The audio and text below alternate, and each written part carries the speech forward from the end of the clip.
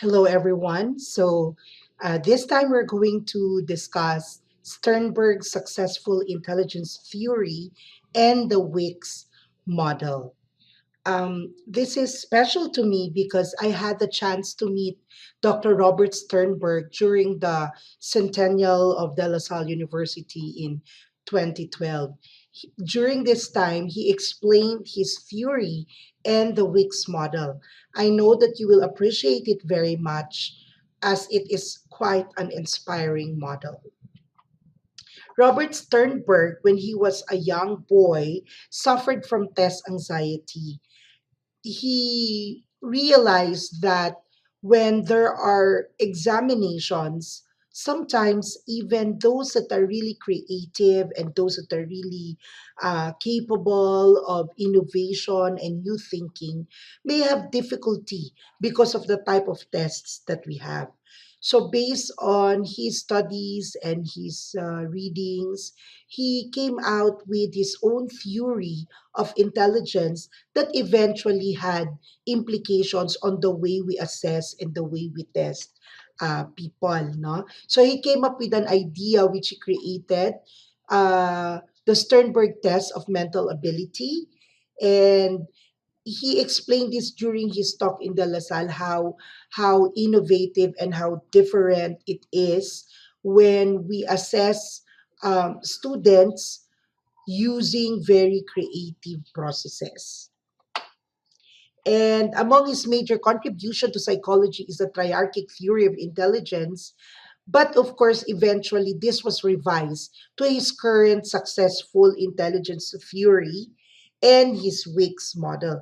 You'll get to find out more about these two. No? For this part one, we will focus only on the successful intelligence theory. And for part two, we will go to the Wicks, WICS, or wisdom, intelligence, creativity, synthesized model.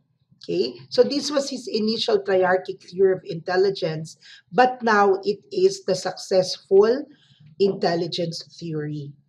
No? So, according to Sternberg, successful intelligence is the ability to succeed in life given one's goals within one's environmental context. So, it's very important that we are able to really articulate what our goals are in life and we consider what strengths we have and see how we are able to become successful in our own environment or in our own community.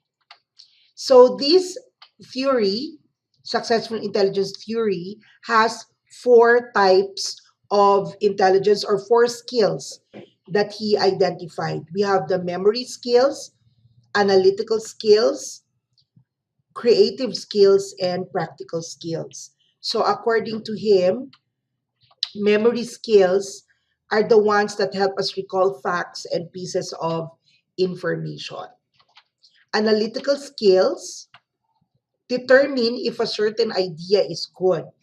Last time we were discussing about Bloom's taxonomy, and we know that when we say analytical skills, this is our ability to break down components or elements of something and look for patterns and understand what it is all about. No, so this is being able to look into elements of something that we are learning or that we are studying.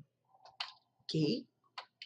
And creative skills refer to coming up with new ideas, coming up with something original. Later on, we will discuss, actually, our next topic will be on creativity. And Sternberg believes so much in our creative skills.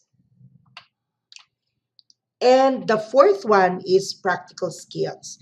This enables a person to apply what one has learned. Okay, so this is the one where you move theory into practice. Okay, so it's the ability of one person to use what he learned into something practicable, something useful, and that would be practical skills. So for Sternberg, intelligence is a combination of these four, no? So memory skills are very important because how are we going to apply something if we don't remember it? No, again, this is related to Bloom's taxonomy, where the first stage is really remember. No, and analysis is important before one can think of new and better ideas. So you see how these four skills work together to lead one to successful intelligence. You need to remember what you learn. You need the ability to be able to understand relationships and look into elements so that you can create, so that you can produce something that is original, something that is useful in solving a particular need or particular problem. So those are creative skills. And of course, if we have it all in our heads and we're not able to actually do it, actually implement it, then it will not be successful. So that is where practical skills come in.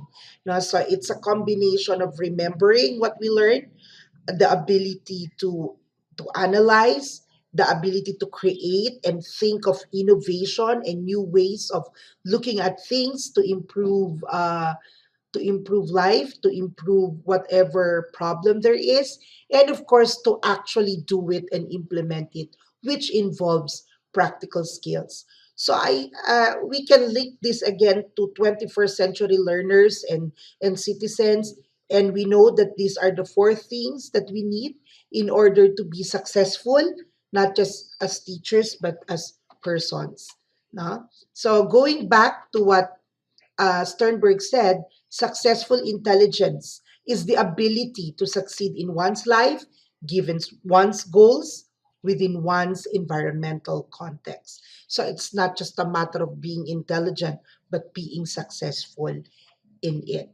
Okay, so this ends part one, and we shall have the Wix model in part two.